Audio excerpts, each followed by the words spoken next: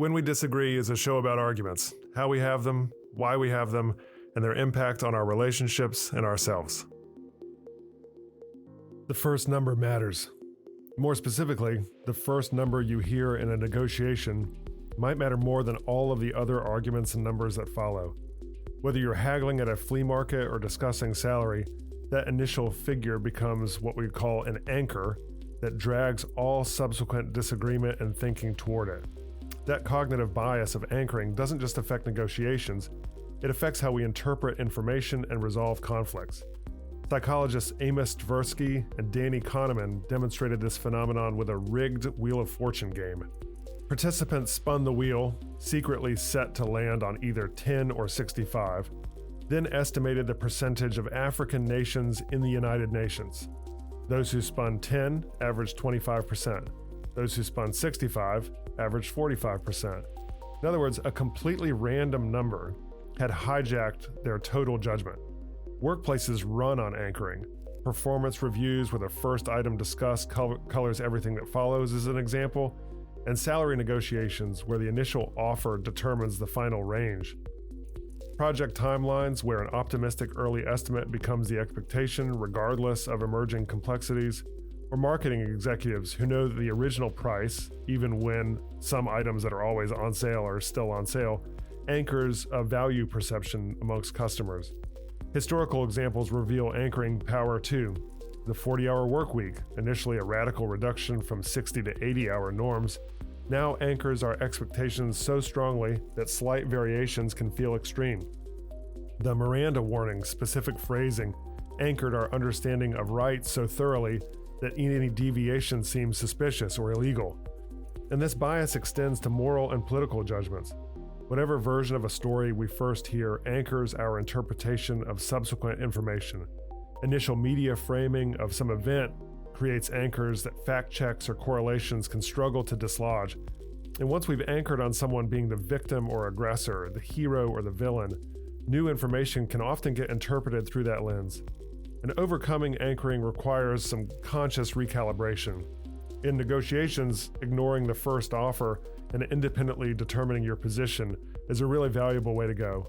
When receiving criticism, ask yourself, would this feedback feel different if presented in a different order? In heated discussions, explicitly acknowledge and question the anchors. Why are we using that as our first reference point? And sometimes, the best strategy is just setting your own anchor first. I'm Michael Lee, Professor of Communication and Director of the Civility Initiative at the College of Charleston. Today's guest on When We Disagree is John Sklaroff. John has been working in podcasts and public media for over a decade, and he's now with Too Beautiful to Live, a daily podcast that's been going since 2008. John, tell us an argument story. Hey, Mike. I'm here to tell you why definitively there's only one kind of pizza. And it's, I'll just get it right up front. It's New York style. Wow. All right. Bold claims up front. I also just thank you in advance for bringing some conversation with heft and gravity to the proceedings. You know, we can only talk about light issues like Israel and elections and war and peace for so long before we get into the heavy stuff. So thank you. Probably your most divisive episode for sure, I think. You know, I don't know what you're going to say yet, as is our custom on this show for folks to come on and surprise me with their good ideas. But I could also see this being more divisive than one might expect. So yeah, hit us with it. New York style pizza is the only pizza. Everything else is a pretender. I hear you. Yes. Yeah. So simply put, I'll say this, my wife, who you know, Mike, probably one of the smartest people I know, if not the smartest person I know personally, has a saying, which is like, if it's got sauce, cheese, and dough, it's pizza. And for years I was like, yeah, that's fine. But as the older I get and the more I think about it, I just don't think that's true. I think you have to have more definitions on things these days. Words matter. People say wherever they want these days. And I think we need to have more definitions and structure to maintain balance and order. What's really chaos will reign if we don't rein this in, right? Exactly. So sauce, pizza, and dough is an insufficient marker of what characterizes a pizza for you. Yes. Your counter definition is? Well, See, admittedly, this is where I struggle a little bit. I do have a little bit of a definitional hang up, but I will say, like the great mind of our time, Jon Stewart, has said, this was in specific reference to a debate he was having with the whole city of Chicago, say. Okay. He said, you guys call yours deep dish. Or what he didn't say, I know a lot of folks listening in Chicago will say, well, we have tavern style. Okay, you call yours tavern style. We call ours pizza. So definitionally, right. if we're saying like this is the thing, we're just calling it, then that's what it is. And I know you might be like, well, other people outside of the New York area say it's New York style pizza, but I would counter with, we are theoretically a democracy and majority rule. Okay. And overwhelmingly, the New York metro area is the biggest population center in the United States. And that majority of people call it pizza, right? So if the majority of people call a specific thing something, then I think that's what everyone else should fall in line and call it. Man, I'm really struck here being kind of drawn into this argument and really wanting to fight you on points that I frankly don't really have much of a dog in this fight. Yeah. And also just seeking to understand. So I'm going to defer to my better angels for just a moment and just seek to understand. Did I hear you right at the outset that you were interested in the best pizza? Or now that I hear you definitionally, you're saying there's only one kind of pizza? There is only one kind of. You will not acknowledge the existence of. No. First of all, I want yucca and yums. If you like deep dish, if you like Detroit style, great. They all taste great. Okay. Right. But, and I acknowledge their existence. But I think if you're going to say like this is pizza, when the aliens come down and they say give us pizza, which inevitably they will, clearly. At this rate, I'll start holding my breath. Yeah. Then what will they be presented with? And to me, that is New York style, aka pizza. What a fascinating scene that would be when the aliens finally come down, and we've had movies after movies and plays and shows imagining the horrors of that encounter, and they actually just want pizza, and then we end up killing ourselves over the question, well, which one should we give them? Are there more than one kinds of pizza? Oh, I mean, you clearly do, and I imagine some others in the 5 boroughs do as well. Yeah. Let me throw this at you, Mike. Okay. Can I do a thought exercise with you? I love that you've brought a whole agenda here. So yeah. I've been thinking a lot about this lately. Okay. Describe to me a cheeseburger. Well, I would get a patty. I would hopefully cook it over a charcoal grill. Sure. You're getting real specific. I like this. Varieties of cheeses. Yeah, I make a James Beard style with shaved onions in it, a little Worcestershire. Ton of salt, heavy heat, sear both sides, let it cook on the void side for a little while on the charcoal. Yeah. And then I also like to put a little bit of heavy cream in there in the patty, just a little bit, right? That's new to me. It doesn't have enough fat already. And so we're going to make it a little bit fattier. And then, of course, finish it off with, I prefer a cheddar, but I will acknowledge the existence in the spirit of democracy of other kinds of cheese that should be on it, especially like an American or an easy melter. Yeah. And of course, buns. I like a California style lettuce, tomato, mayo. We're off and running. Great. I think that is very much what you're saying is very prototypical. Patty, seasoned very well, obviously, as you described. Worcestershire is a must. I do recommend instead of the heavy fat or the cream, maybe like a little bit of pork in there. That gives you a little more fat, a little more flavor. Just like a little bit of ground pork. Yeah, take it up with James Beard. Yeah, but patty, bun, lettuce, tomato, easy to melt cheese. You're thinking you said cheddar, maybe American, like a yellow cheese, right? Yep. This is, I think, if you stop 100 people on the street, if we're doing Family Feud, the overwhelming majority are going to describe something similar to that, right? What they're not going to describe is a smash burger with onions, like an Oklahoma style smash burger, right? Which is, it's thin and it's all crust basically. And those onions that I've been sauteing, and don't get me wrong, like just thinking about it, it's only 9:48 a.m. where I am. I want to eat one right now. They're delicious.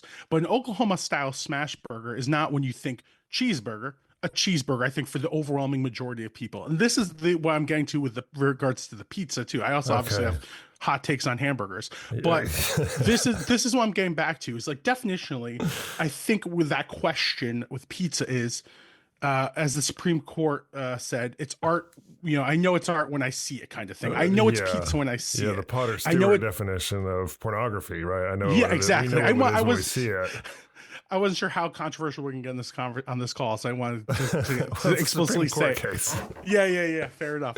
But I think that's where I'm kind of getting to ultimately with my argument around pizza, like a cheeseburger, like a pizza, like when you think of it, you're thinking of a very specific thing, and I think Okay. again for the majority of people, it's not.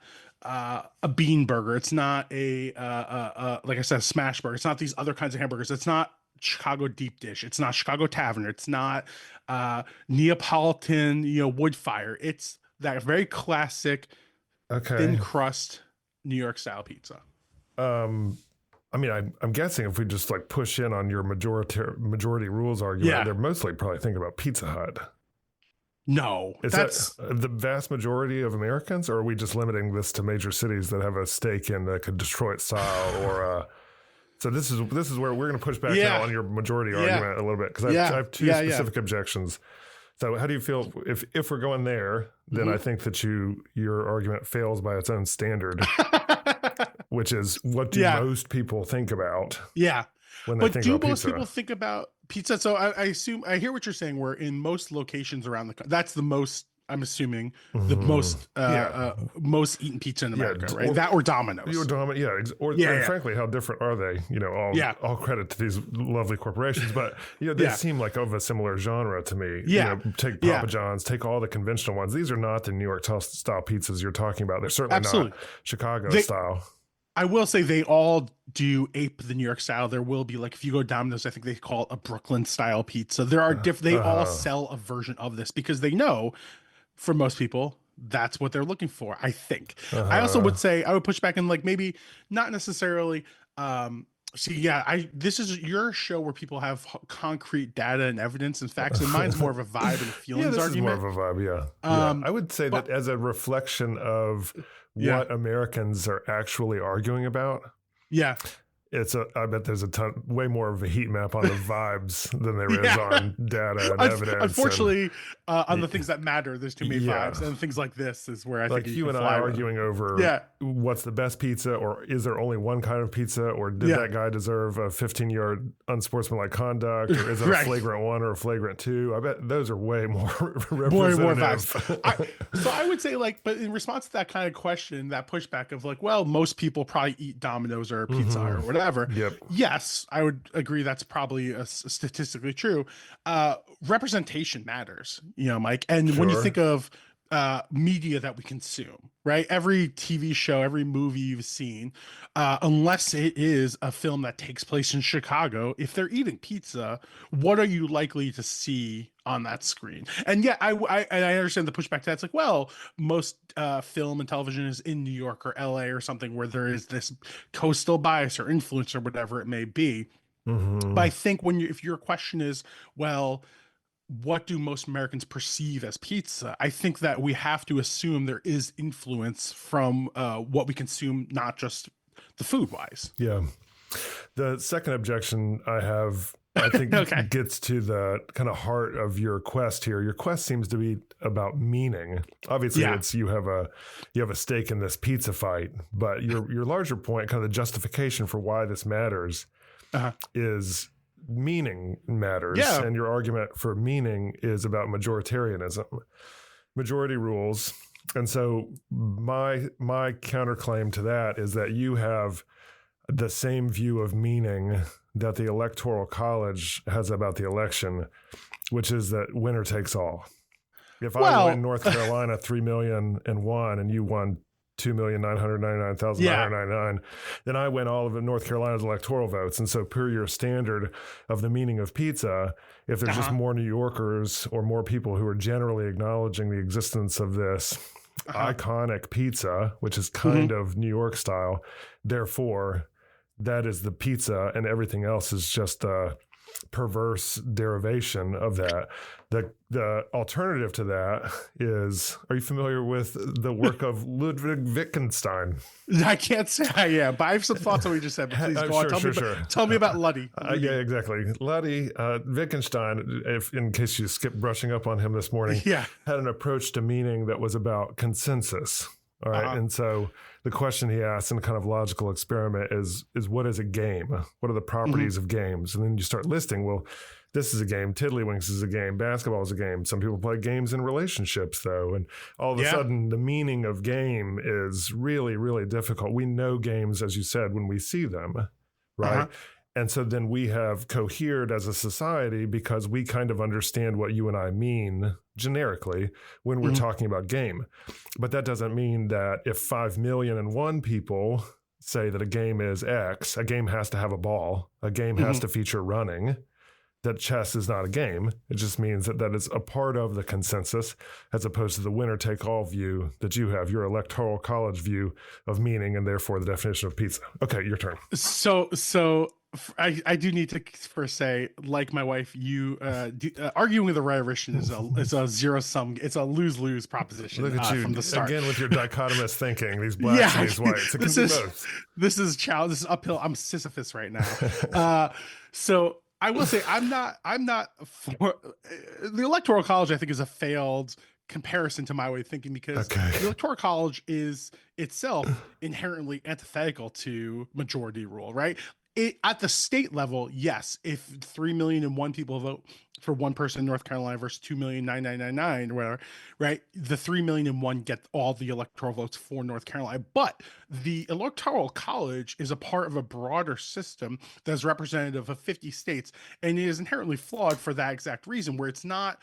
Well, we can get into the whole electoral college flaws, but if we're talking a majority rule, right? If we were a true democracy in that sense, representative democracy, then the president in this case would be decided by the most people that voted for one person, not based on this archaic, flawed system of awarding points based on states that is its own kind of thing. So I think that to me is where your counterpoint fails, is that's not what I'm saying. I'm not saying it's majority based on an isolated, vacuum like a singular state. I'm saying overall, I would imagine, based on it's more ranked choice voting, I think is how you would look at it, where it's like if 20 million people are saying this is pizza and 17 million people are saying this is pizza and 15 million people and going down the line, then again, if you're doing the ranked choice, I guess in this case, maybe the people voting for Chicago as their number one might have pizza as their number three. Whatever. Now, I'm going off the rails here,